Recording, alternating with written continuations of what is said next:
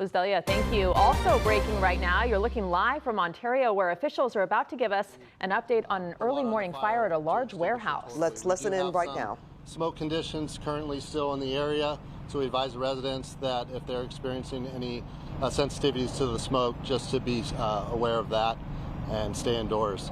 We're going to continue overnight to work on putting the fire completely out, and at this point, the fire is still being investigated, but Corporal Williams with the Ontario Police Department has some additional information regarding the investigation and a suspect that's currently in custody.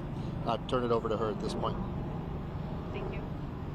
Good afternoon. I'm Corporal Emily Williams with Ontario Police Department, and at this time we'll take any questions related to the criminal investigation. Do you know who it is that you've arrested yet, or have they been arrested, or are they still just in custody? Yes, so at this time we are releasing the name of the suspect, and the suspect is Chamil Abdul Kareem. He is a 29-year-old resident of Highland, California. Do we know why he may have attempted to start this fire? So right now, investigators and detectives are working to determine a motive, but we don't have specific information regarding that. But he was an employee here, correct? So initially he was believed to be an employee of Kimberly-Clark. However, it is confirmed that he is an employee of NFI Industries, which is a third-party distributor of Kimberly-Clark.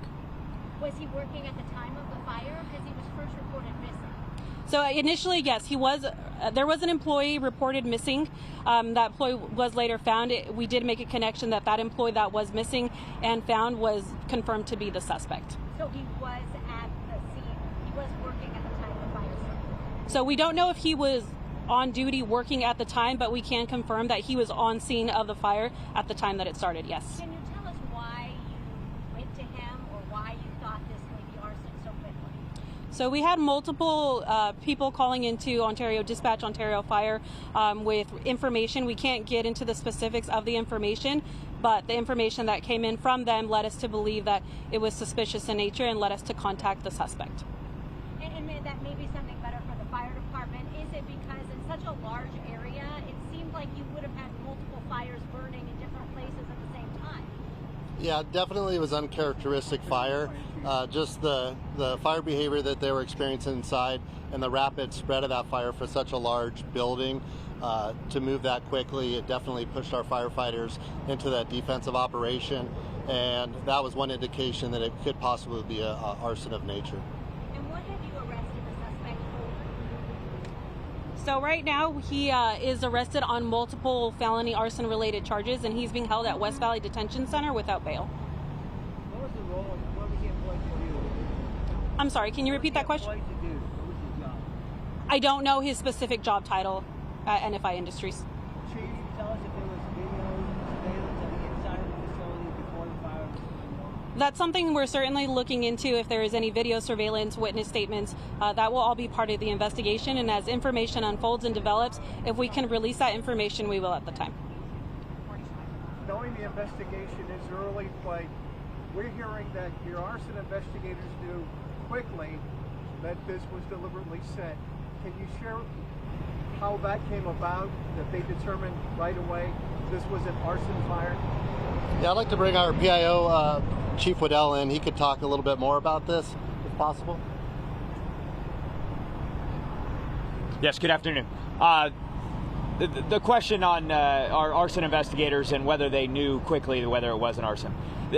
The fire was originally identified as suspicious in nature, and they certainly are going to rule out all the different various causes of the fire, arson being a possible cause. At this point, we do believe that that is the cause, hence why the arrest has been made.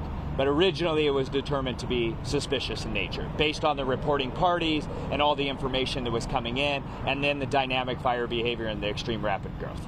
Something this new and this massive, there had to be alarms inside. Was there anything that you can share with us that let you know that something was tampered with inside the warehouse right around the time the fire started this morning?